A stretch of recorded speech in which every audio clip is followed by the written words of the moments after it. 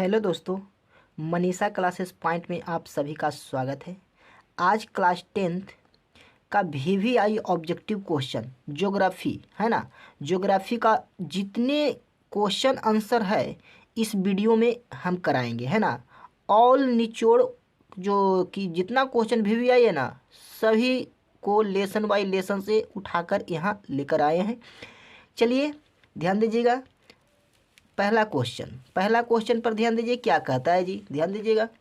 कह रहा है जी कि भारत में सकल राष्ट्रीय उत्पादन में कृषि का योगदान कितना प्रतिशत है?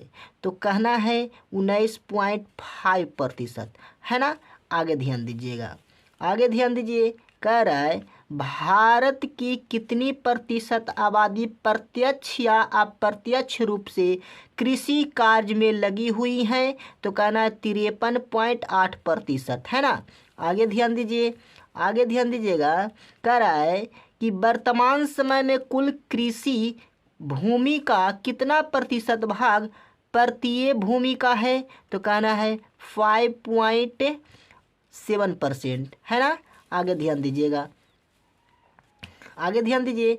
कह रहा है क्या भारत के कुल भूमि वाला जो भाग का कितना प्रतिशत भाग मैदानीय है? तो कहना है 43% मैदानीय भाग है। आगे ध्यान दीजिए, आगे ध्यान दीजिएगा। कह रहा है भारत में लगभग 2/3 मतलब 2/3 जिसको कहते हैं लोग जीविका का आधार क्या है? तो कहना है कृषि है। जो हमारे भारत देश है उसमें 2/3 भाग मतलब 2/3 लोग कोची पर आधारित है? तो कृषि पर आधारित है ना। आगे ध्यान दीजिए, आगे ध्यान दीजिएगा। कह रहा है क्या, ध्यान दीजिए। झूम कृषि किस प्रकार की कृषि है? तो कहना है स्थानांतरित कृषि है ना। स्थानांतरित कृषि है। आगे ध्यान दीजिएगा। कह रहा है जी, आगे ध्यान दीजिए। भारत के किस राज्य में सोपानी जिसे सीढ़ीनुमा खेती कहते हैं ना, सोपानी को दूसरा नाम क्या है? सीढ़ीनुमा खेती प्रचलित है? तो कहना है उत्तराखंड में है ना। आगे ध्यान दीजिए। कह रहा है क्या झूम खेती भारत में किस भाग में किया जाता है? तो पूर्वोत्तरीय क्षेत्र में है ना, पूर्वोत्तरीय क्षेत्र में है ना। आगे ध्यान दीजिएगा। कह रहा है क्या निम्नलिखित में से कौन उस कृषि प्रणाली को दर्शाता है जिसमें एक ही फसल लंबे चौड़े क्षेत्र में उगाई जाती है? तो रोपण कृषि है ना। जो रोपाता है उसे रोपण कृषि कहते हैं। धान हो गया है ना, ये लंबे पैमाने पर किया जाता है ना। आगे ध्यान दीजिएगा, आगे ध्यान दीजिए। इसमें से कौन सा यंत्र प्रारंभिक जीविका कृषि कार्य के लिए उपयोगी नहीं है?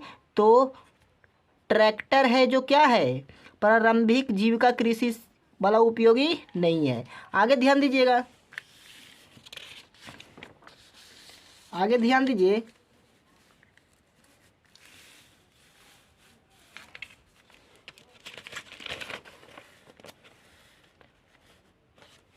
ध्यान दीजिएगा। निम्नलिखित में से किस फसल की खेती रोपण कृषि है? तो बताइए क्या है रोपण कृषि? क्या है? चाय है जो क्या है रोपण कृषि है ना।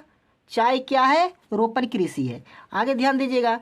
धान भी रोपनी कृषि है ना। तो इसीलिए ज़्यादा पैमाने पर क्या चीज़ उगाया जाता है?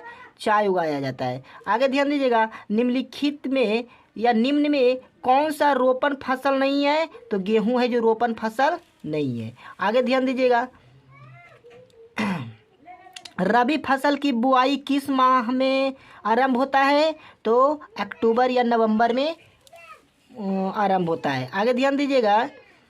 जायद फसल का उत्पादन किस मौसम में किया जाता है? तो गर्मियों में किया जाता है। आगे ध्यान दीजिए।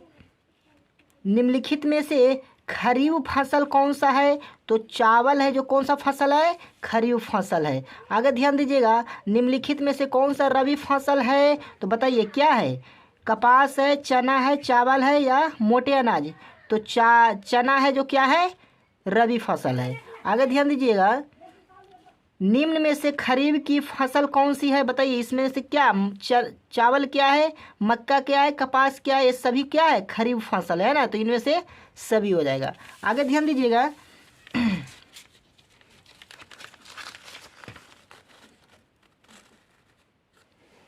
कह रहा है क्या, निम्नलिखित में से कौन सी रबी फसल है। तो गेहूं है जो रबी फसल है ना। आगे ध्यान दीजिए, निम्न में से कौन सी रोपण फसल नहीं है बताइए।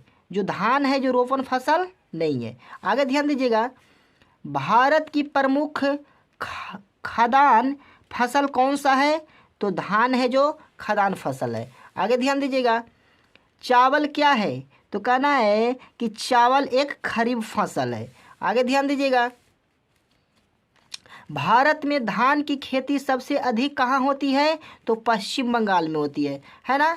आगे ध्यान दीजिए, किस राज्य में धान के सिंचाई क्षेत्र अधिक मिलते हैं। तो तमिलनाडु में, है ना। आगे ध्यान दीजिएगा, गेहूं के उत्पादन में भारत का विश्व में कौन सा स्थान है। तो द्वितीय। आगे ध्यान दीजिए,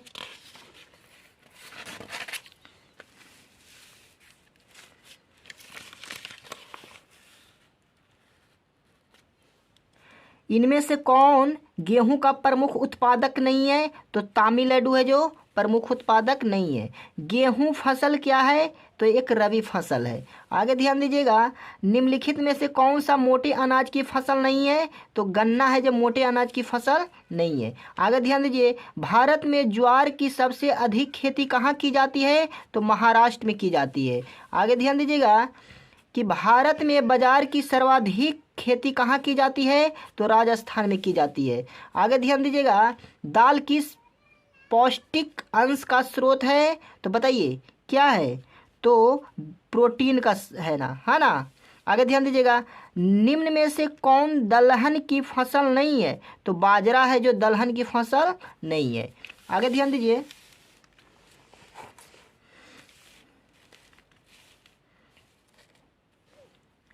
दक्षिण भारत में सर्वाधिक गन्ना उत्पादन राज्य कौन सा है। तो महाराष्ट्र है जो सबसे ज़्यादा गन्ना मतलब उत्पादित करता है ना।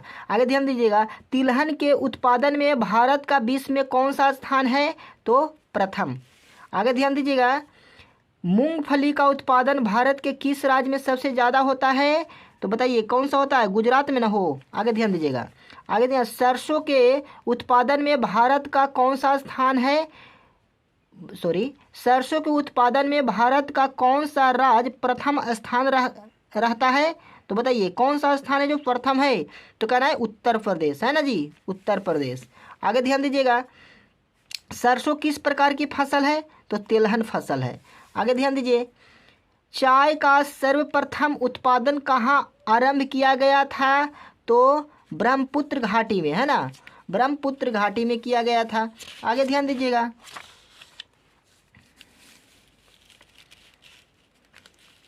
ध्यान दीजिए, किस फसल की खेती के लिए ढालू भूमि आवश्यक होती है। तो कहवा की, है ना।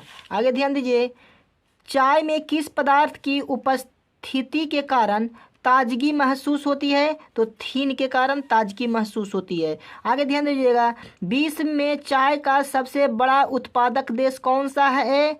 तो चीन है जो सबसे बड़ा उत्पादक देश है। आगे ध्यान दीजिएगा, भारत में सबसे अधिक चाय का निर्माण किस पत्तन से किया जाता है। तो कोलकाता से, है ना, कोलकाता से किया जाता है। आगे ध्यान दीजिएगा, निम्नलिखित में कौन सी पेय फसल है। तो कॉफ़ी है जो पेय फसल है। आगे ध्यान दीजिएगा, निम्न में से कौन एक कॉफ़ी की किस्म नहीं है। तो यूरेबिका है जो कॉफ़ी का किस्म नहीं है। आगे ध्यान दीजिएगा, पूर्वोत्तर भारत में कॉफ़ी उत्पादन में अग्रणी राज्य कौन सा है। पूर्वोत्तर भारत में कॉफ़ी उत्पादन में अग्रणी राज्य कौन सा है। तो बताइए त्रिपुरा, है ना, त्रिपुरा जो अग्रणी राज्य है। आगे ध्यान, सबसे ज़्यादा कॉफ़ी कहाँ उगाया जाता है। तो त्रिपुरा में। आगे ध्यान दीजिएगा, कह रहा है भारत में कहवा का सबसे बड़ा उत्पादक राज्य कौन सा है। तो कर्नाटक, है ना। आगे ध्यान दीजिए, भारत में बागानी कृषि की शुरुआत हुई थी तो 1880 में। आगे ध्यान दीजिएगा, निम्न में से कौन सी फसल बागवानी फसल नहीं है ना। निम्न में कौन सी फसल है जो बागवानी फसल नहीं है, जो बागान में नहीं उगाया जाता है ना, जो कपास है जो बागवानी फसल नहीं है। आगे ध्यान दीजिएगा, भारत में किस फसल का उत्पादन सबसे अधिक होता है। तो बताइए, भारत में सबसे ज़्यादा किसका उत्पादन ज़्यादा अधिक है ना। तो केला का सबसे ज़्यादा उत्पादक होता है ना। सबसे ज़्यादा केला उगाया जाता है भारत में। आम के उत्पादन में भारत का विश्व में कौन सा स्थान है ना। आम के उत्पादन में सबसे ज़्यादा जो विश्व में है, कौन सा देश आम उगाता है, तो भारत उगाता है, इसमें प्रथम क्षेत्र आता है ना। आगे ध्यान दीजिएगा, जैम, जेल, स्कॉश इत्यादि का कच्चा माल क्या है ना, तो फसल है। आगे ध्यान दीजिए, भारत का सर्वाधिक काजू उत्पादक राज्य कौन सा है, तो केरल है। आगे ध्यान दीजिए,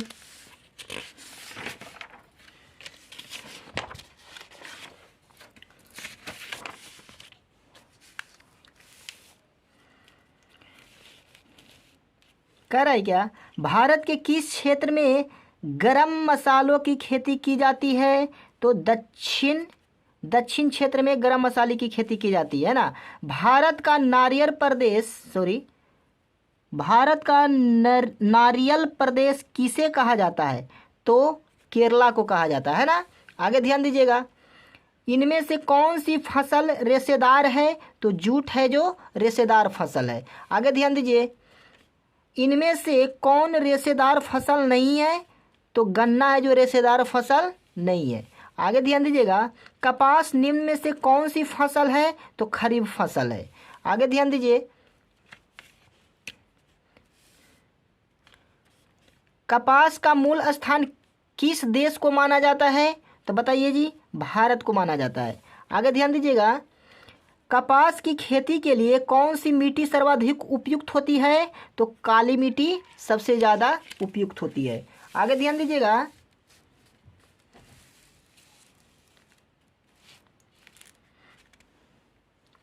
कपास के उत्पादन के लिए कितने दिन पालरहित होने चाहिए। बताइए जी, कपास के उत्पादन के लिए कितने दिन पालरहित होना चाहिए, तो 210 दिन है ना। आगे ध्यान दीजिएगा, उजला सोना किस पौधे को कहा जाता है, तो कपास को कहा जाता है। आगे ध्यान दीजिए, सुनहरा रेशा किस फसल का अन्य नाम है, तो जूट का अन्य दूसरा नाम क्या है, सुनहरा फसल। आगे ध्यान दीजिएगा, भारत में जूट की सबसे अधिक खेती कहाँ की जाती है, तो पश्चिम बंगाल में की जाती है। आगे ध्यान दीजिएगा, हरित क्रांति का दूसरा चरण कब प्रारंभ हुआ, तो 1883 से 84 में है ना। आगे ध्यान दीजिएगा, हार्वेस्टर और थ्रेशर का प्रयोग किस कार्य में किया जाता है, तो कृषि कार्य में किया जाता है ना। हार्वेस्टर और थ्रेशर का कार्य किस में किया जाता है, तो कृषि कार्य में किया जाता है। आगे ध्यान दीजिए, अंतर्राष्ट्रीय फसल अनुसंधान केंद्र कहाँ स्थित है, तो हैदराबाद में स्थित है। आगे ध्यान दीजिएगा, ध्यान दीजिए, कह रहा है क्या आगे, कोसी नदी पर कुशहा नाम तटबंधन कब टूटा था, तो 2008 में है ना। कुल जल का कितना प्रतिशत जल महासागरों में स्थित है, तो 96.5%। आगे ध्यान दीजिएगा, अल्वनीय या मृदु जल कितना प्रतिशत है, 2.5%। वर्षा का कितना जल वाष्प बनकर वायुमंडल में जाता है, 20%। आगे ध्यान दीजिएगा, जल गोलार्ध किस गोलार्ध को कहा जाता है, दक्षिणी गोलार्ध को कहा जाता है। स्थल गोलार्ध किस गोलार्ध को कहा जाता है, तो उत्तरी गोलार्ध को कहा जाता है। भारत में विश्व की लगभग कितना प्रतिशत आबादी निवास करते हैं, तो 16%। आगे ध्यान दीजिएगा, ताप्ती में जल भंडारण करने की क्षमता कितनी है, तो 97%। प्राणियों में कितना प्रतिशत जल का अंश विद्यमान रहता है? तो 65% रहता है ना। आगे ध्यान दीजिएगा, पौधे में कितना प्रतिशत जल का अंश विद्यमान रहता है? तो 65 से 99%, है ना। बहुउद्देशीय परियोजना को आधुनिक भारत का मंदिर किसने कहा? तो पंडित जवाहरलाल नेहरू ने कहा, है ना। भारत में कुल विद्युत का कितना प्रतिशत भाग जल विद्युत से प्राप्त होता है? तो 20 से 25%। आगे ध्यान दीजिए,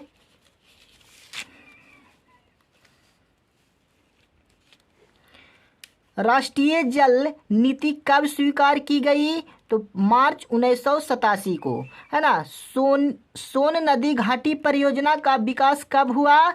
तो 1874, है ना। आगे ध्यान दीजिएगा, भारत में कुल जल का कितना प्रतिशत हम लोग उपयोग करते हैं? 32%। ब्रह्मपुत्र एवं गंगा विश्व की 10 बड़ी नदियों में कौन से स्थान है? तो 8वां एवं 10वां, है ना। आगे ध्यान दीजिएगा, गुजरात के नर्मदा नदी पर कौन सा बांध बनाया गया है? तो सरदार सरोवर बांध, है ना। आगे ध्यान दीजिएगा, बिहार एवं पश्चिम बंगाल में जल के अतिदोहन से किसका संकेंद्रण में वृद्धि होता है? आर्सेनिक का। आगे ध्यान दीजिएगा, राजस्थान एवं महाराष्ट्र में जल के अतिदोहन से किसका संकेंद्रण में वृद्धि होता है? तो फ्लोराइड का। आगे ध्यान दीजिएगा, संशोधित राष्ट्रीय जल नीति कब प्रस्तुत हुआ? तो 2002 में। आगे ध्यान दीजिए, राजस्थान की कौन सी एनजीओ संस्था वहां पेयजल पहुंचाने का काम कर रही है? तरुण भारत संघ। आगे ध्यान दीजिएगा, बिहार विभाजन के पूर्व इंद्रपुरी जलाशय योजना किस नाम से जानी जाती थी? तो बताइए क्या? कदबन जलाशय योजना। कदबन जलाशय योजना के नाम से जानी जाती थी। आगे ध्यान दीजिएगा,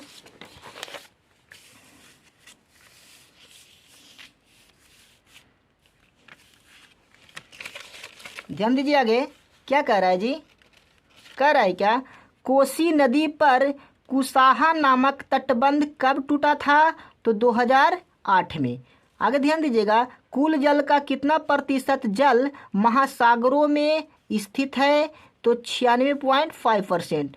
अलवणीय या मृदु जल कितना प्रतिशत है? तो 2.5%। करवा दिए ना, करवा दिए हैं जी। आगे ध्यान दीजिएगा, आगे ध्यान दीजिए, आगे ध्यान दीजिएगा, वन विस्तार के नजरिए से भारत विश्व का कौन सा देश है? 10वां। जो वन विस्तार है उसके नज़रिए से, ये जहाँ पर थोड़ा मिस्टेक हो गया है प्रिंट करने में, तो वन विस्तार के नज़रिए से भारत है जो कौन सा स्थान है? तो 10वां स्थान। बिहार के कितने जिले में वन क्षेत्र समाप्त हो गया है? तो 17 जिले में। आगे ध्यान दीजिएगा, भारत के 188 आदिवासी जिले में कुल वन क्षेत्र का कितना प्रतिशत वन पाया जाता है? तो 60.11%। आगे ध्यान दीजिएगा, नदी घाटी परियोजना कब शुरू हुई? तो 1952 में। भारत में कितने सुरक्षित जैव मंडल क्षेत्र हैं? तो 14। आगे ध्यान दीजिएगा,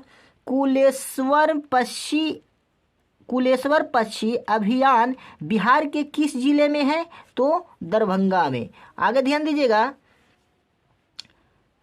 प्रोजेक्ट टाइगर कब आया? तो 1973 में। चिपको आंदोलन कहाँ से शुरू हुआ? तो उत्तराखंड टेहरी गढ़वाल प्रदेश जिले से। कब हुआ था बाबू? तो 1972 में। आगे ध्यान दीजिएगा,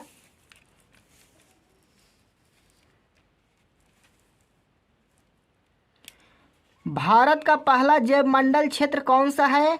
तो नीलगिरी है ना। भारत का पहला जैव मंडल नीलगिरी। भारत में कितना करोड़ हेक्टेयर भूमि पर वन का विस्तार है? तो करीब 68 करोड़ हेक्टेयर। आगे ध्यान दीजिएगा, वन विस्तार के नजरिए से विश्व का पहला देश कौन सा है? तो रूस है। आरक्षित एवं रक्षित वन का सबसे अधिक विस्तार कहाँ है? तो मध्य प्रदेश। कितना परसेंट बच्चा? तो 75%, है ना। आगे ध्यान दीजिएगा, भारत में वनों के ह्रास का मुख्य कारण क्या है? कृषिगत भूमि का फैलाव, है ना। आगे ध्यान दीजिएगा, नदी घाटी परियोजना के कारण 5000 वर्ग किलोमीटर से अधिक वन क्षेत्र को नष्ट कर दिया गया। ये ध्यान दो, एक नंबर में ऑब्जेक्टिव में हर साल पूछते रहता है कि जो नदी घाटी के परियोजना के कारण कितना वर्ग हेक्टेयर है जो नष्ट कर दिया गया है? तो 5000, है ना। आगे ध्यान दीजिएगा, वन जीवों के कालाबाजारी वन जीवन के कालाबाजारी के मुख्य केंद्र कहाँ है? तो चीन है। जो वन जीवों का जो कालाबाजारी होता है वो उसका मुख्य केंद्र किसे कहा जाता है? तो चीन को कहा जाता है ना। आगे ध्यान दीजिएगा, टैक्सोल नामक रसायन किस पौधे से प्राप्त होता है? तो चीड़ के पौधे से, है ना। टैक्सोल नामक जो पौधा होता है उससे टैक्सोल नामक पौधा उससे टैक्सोल नामक रसायन पदार्थ होता है जो कौन सा पौधा से प्राप्त होता है? तो चीड़ के पौधा से प्राप्त होता है ना। आगे ध्यान दीजिएगा,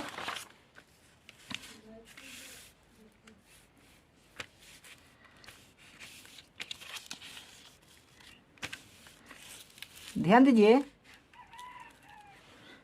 वेटलैंड क्या है? तो क्या कहना है कि निम्न तलीय जल जमाव वाले क्षेत्र को वेटलैंड कहा जाता है ना। कोई पूछेगा जी, 1 नंबर में 2 नंबर में पूछेगा कि वेटलैंड क्या है? तो कहना है कि निम्न तलीय जल जमाव वाले क्षेत्र को क्या कहते हैं? वेटलैंड कहा जाता है ना। आगे ध्यान दीजिएगा, संकटपन पादन प्रजातियों की सूचना को क्या कहते हैं? तो रेड डेटा बुक कहते हैं, है ना। आगे ध्यान दीजिएगा, भारत में राष्ट्रीय उद्यान की संख्या कितनी है? तो 85 है ना। भारत में राष्ट्रीय उद्यान की जो उद्यानों की संख्या कितना है? 85 है। मध्य प्रदेश में घड़ियालों की कमी का क्या कारण है? मध्य प्रदेश में घड़ियालों के कमी के कारण क्या है? तो पर्यावरण परिवर्तन के कारण, है ना। घड़ियाल प्रजनन केंद्र कहाँ है? तो मध्य प्रदेश के मुरैना में, है ना। मध्य प्रदेश के मुरैना में। आगे ध्यान दीजिएगा, है ना। उजले बाघ का प्रजनन केंद्र कहाँ है? तो उड़ीसा में, है ना। उड़ीसा के नंदन मकानन में, है ना। उड़ीसा के नंदन मकानन में है ना। हॉट स्टॉक की स्थापना कब हुई? तो 1988 में हुई, है ना। आगे ध्यान दीजिएगा, हॉट स्टॉक का दूसरा नाम क्या है? इनसेंटू। हॉट स्टॉक का दूसरा नाम इनसेंटू है। आगे ध्यान दीजिएगा, सरिस्का बाघ रिजर्व कहाँ है? सरिस्का बाघ रिजर्व कहाँ है? तो राजस्थान में है। आगे ध्यान दीजिएगा, भारत में किस धर्म के अनुयायी अहिंसक प्रेमी होते हैं? तो जैन एवं बौद्ध धर्म के। आगे ध्यान दीजिएगा, पेड़ एवं विशेष असीमित दयालु और उदान पूर्वक जीवनधारी किसने कहा था? महात्मा गांधी ने। पेड़ एक विशेष असीमित दयालु और उदावपूर्ण जीवधारी है, ये किसने कहा था? तो महात्मा गांधी जी ने कहे थे, है ना। भारतीय वन्य जीव बोर्ड का गठन कब हुआ? तो 1952 में, है ना। हमारे देश की जलवायु कैसी है? तो विषम है। आगे ध्यान दीजिएगा,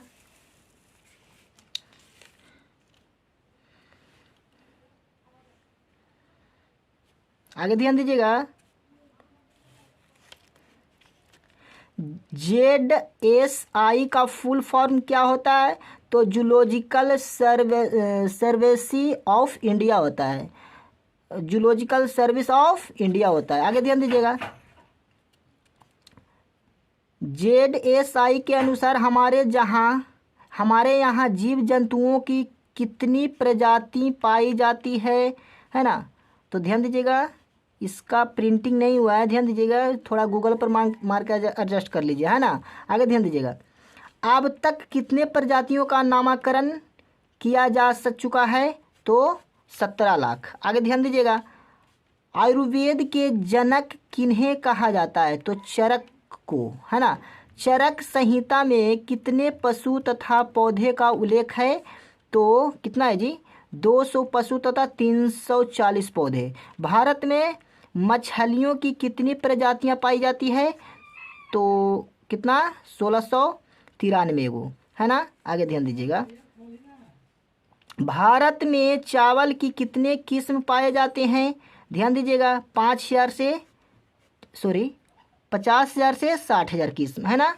आगे ध्यान दीजिएगा, भारत में पक्षियों की कितने प्रजातियां पाई जाती है, तो 1200।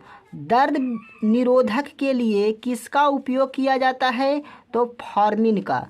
आगे ध्यान दीजिएगा, BSI का फुल फॉर्म क्या होता है, बोटोनिकल सर्विस ऑफ इंडिया होता है, सर्वे ऑफ इंडिया होता है।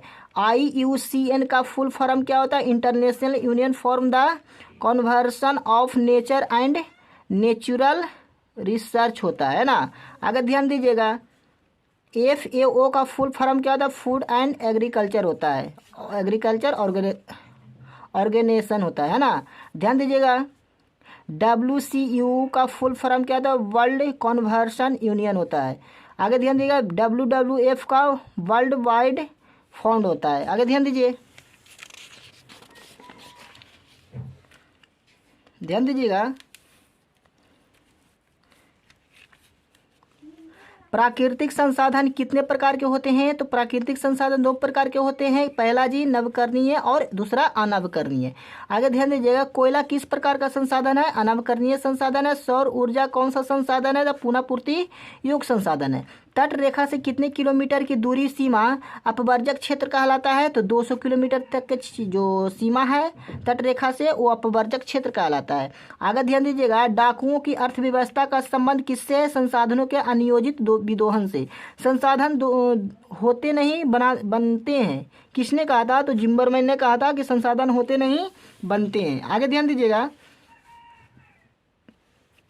भारत के किस राज्य में सौर ऊर्जा का आधुनिक उपकरण बड़े स्तर पर लगाया जा रहा है, तो गुजरात में, है ना। भारत के किस राज्य में, तो गुजरात में, है ना। नर्मदा बचाओ अभियान किससे संबंधित है, तो मेघा पाटेकर से संबंधित है। चिपको आंदोलन के नेता कौन थे, तो सुंदरलाल बहुगुणा थे, है ना। वर्षा जल संचय की नीति किसने बताई थी। जो वर्षा जल होता है उसका संयोजन करना, संचय करना, इस किसने बताया था, संदीप पांडे जी ने बताए थे, है ना। आगे ध्यान दीजिएगा, स्मेल इन ब्यूटीफुल किसने कहा, है ना, किसने कहा था, तो ध्यान दीजिएगा, इसका प्रिंटिंग नहीं हुआ है तो बता देते हैं, ये है EF सुकुमार जी ने कहे थे। कब किए थे, 1973 में किए थे, है ना, 1973 में कहे थे, है ना। आगे ध्यान दीजिएगा, पर्यावरण दिवस कब से मनाया जा रहा है, तो 5 जून 1972 से मनाया जा रहा है ना, 5 से 16 जून 1972 से। आगे ध्यान दीजिएगा, ब्रैंडलैंड आयोग कब प्रस्तुत किया गया, 1987 ईस्वी में। प्रथम पृथ्वी सम्मेलन कब हुआ था, 1992 ईस्वी में। द्वितीय पृथ्वी सम्मेलन कब हुआ था, 1997 ईस्वी में। और तृतीय पृथ्वी सम्मेलन कब हुआ था, 2002 में। आगे ध्यान दीजिएगा, क्योटो सम्मेलन कब और कहाँ हुआ था, तो बबुआ 1997 ईस्वी में जापान के क्योटो शहर में। इससे मार्टियला समझौता 1987 का विस्तार माना जाता है ना। आगे ध्यान दीजिएगा, क्योटो सम्मेलन में कितने देश ने भाग लिया था, तो 159 देश ने भाग लिया था। विश्व शिखर सम्मेलन कब हुआ था, तो 1972 में। हमारे पास पेट भरने के लिए बहुत कुछ है लेकिन पेटी भरने के लिए नहीं, किसने कहा था? तो महात्मा गांधी जी ने कहे थे, है ना। आगे ध्यान दीजिएगा, नर्मदा बचाओ अभियान के नेता कौन है? तो मेघा पाटेकर जी हैं, है ना। आगे ध्यान दीजिएगा, बस यही तक क्वेश्चन था। जितने क्वेश्चन हम ज्योग्राफी में कराएं वो बहुत ही निचोड़ के साथ ये पूरे हम लेकर आए हैं, है ना। ध्यान दीजिएगा, यदि कोई प्रिंटिंग में यदि गड़बड़ हो रहा है तो प्लीज़ माफ़ कीजिए और चैनल को सब्सक्राइब कर दीजिएगा ताकि नए नए वीडियो आप तक पहुंचते रहें। यदि वीडियो अच्छा लगा है तो ज़्यादा से ज़्यादा लाइक कीजिए और सब्सक्राइब कीजिए, है ना। मिलेंगे अगले वीडियो में।